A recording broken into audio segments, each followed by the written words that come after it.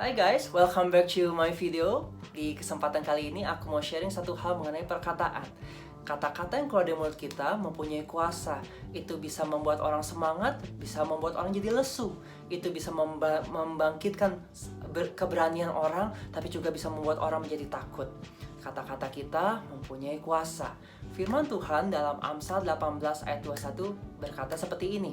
Hidup dan mati dikuasai lidah. Siapa suka menggemakannya akan memakan buahnya. Kita perlu perhatikan kata-kata yang keluar dari mulut kita. Kita perlu perhatikan waktu kita chatting dengan orang, kata-kata apa yang kita sampaikan sama mereka. 1 bulan terakhir kita mendengar banyak berita mengenai COVID-19. Berita mengenai orang terinfeksi, virus yang menyebar, barang-barang habis, hand sanitizer jadi mahal. Dan mungkin itu membuat kita menjadi panik, membuat kita jadi resah, membuat kita jadi takut. Tapi hari ini aku mau ngomong sesuatu. Jangan sampai apa yang kita dengar negatif itu membuat perkataan kita jadi negatif. Pastikan perkataan kita menjadi perkataan yang positif, perkataan yang membangun, bukan perkataan yang mematikan. Kita mendengar banyak berita mengenai COVID-19, berita mengenai update kematian, update orang terinfeksi. Dan kalau kita hanya menggaungkan itu kepada orang-orang sekitar kita, kita hanya menggaungkan kematian. Orang udah takut sama corona. Kita buat mereka makin takut dengan kita hanya menyampaikan suatu berita-berita yang bersifat mungkin realitanya, itu kenyataannya. Tapi waktu kita hanya menggaungkan berita ini, berita itu, satu berita ini, satu berita itu, kita hanya menggaungkan suatu ketakutan. Karena orang kalau dengar virus corona, mereka udah takut, aduh nanti kalau kena nggak bisa sembuh, mati. Kita hanya mematikan orang.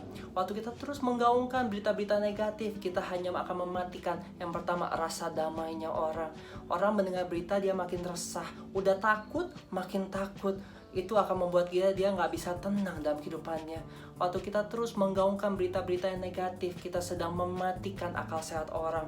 Orang melihat sekarang zaman lagi susah, ekonomi lagi susah, tapi waktu dengar berita dia malah makin discourage, dia malah makin lesu. Kita hanya mematikan akal sehatnya, pikiran sehatnya, karena dia panik dengan kondisi sekarang.